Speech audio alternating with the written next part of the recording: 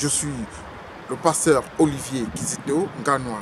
Et pour commencer notre année, j'ai pensé que je pouvais partager avec vous cette révélation de la Bible qui se situe dans Ésaïe 58, verset 11.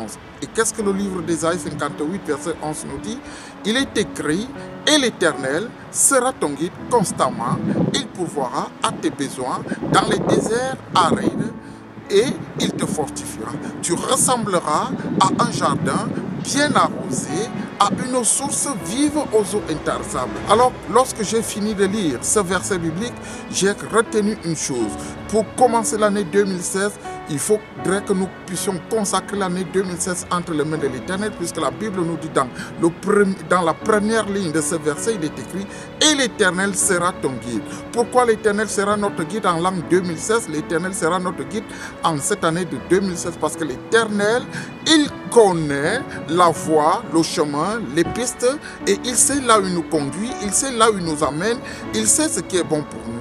Il nous conduit, il nous dirige, et c'est lui qui oriente notre vie pendant cette année 2016. Mais seulement, il faudrait que nous soyons des brebis soumises, celles-là qui écoutent sa voix et qui la suivent.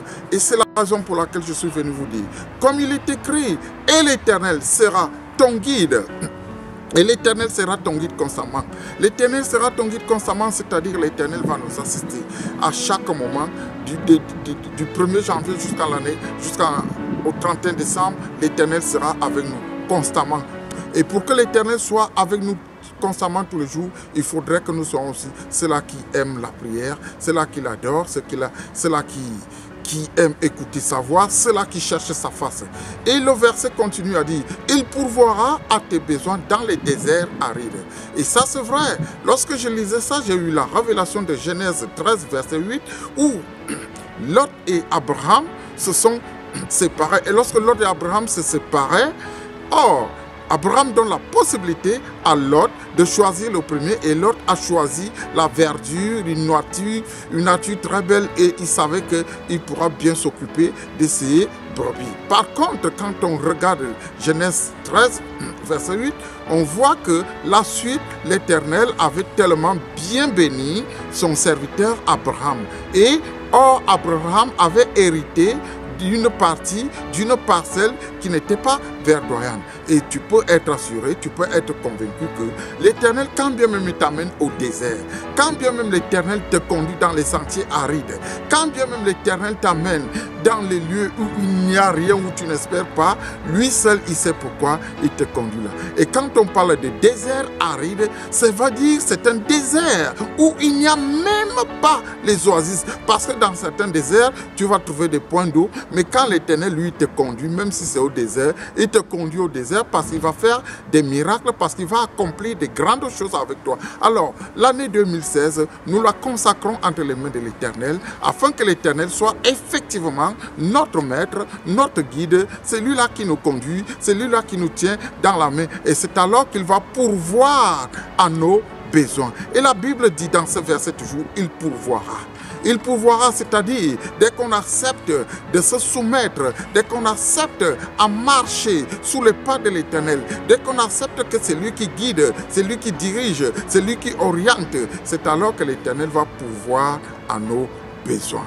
Mais il y a une chose qu'il faut remarquer dans ce verset. Dans ce verset toujours, il dit, et tu ressembleras à un jardin bien arrosé. Même quand tu seras dans les déserts arides, tu vas ressembler à un jardin bien arrosé, parce que c'est l'Éternel qui arrose. Parce que tu as accepté que l'Éternel t'oriente, qu'il te conduise, qu'il te dirige.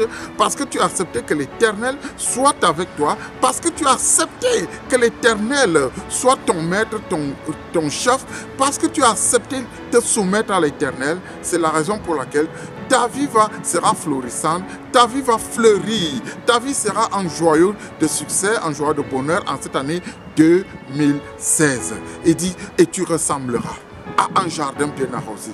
Et quand l'Éternel arrose, il n'y a que des bonnes choses qui peuvent sortir de là. Et pour finir le verset pour le finir, il dit, à une source vive aux eaux intarissables.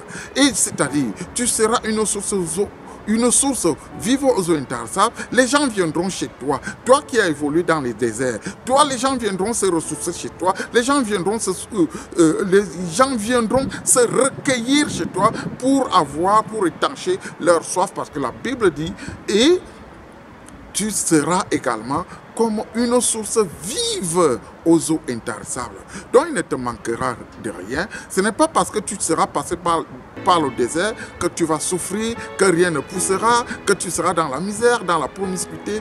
Mais c'est faux, c'est archi faux. C'est plutôt gage de réussite, gage, un symbole de succès avec le Seigneur Jésus-Christ de Nazareth, que je vous demande en cette année 2016, chers frères et sœurs, engageons-nous véritablement, volontairement, réellement, profondément, objectivement, sans réserve aucune, sans retenue, à la voix de Dieu. Et c'est alors que nous serons des vainqueurs, et c'est alors que nous serons des gagnants, et c'est alors que nous serons ceux-là qui vont remporter le prix, parce que l'Éternel nous aura conduits tout au long de cette année. Et je voudrais encore vous dire, joyeuse fête, afin que la prospérité, afin que la bonne santé soit votre partage, soit votre héritage, et que cette année aussi soit pour vous une année de succès, une année de prière, une année d'adoration et une année de louange. Soyez bénis, peuple de Dieu.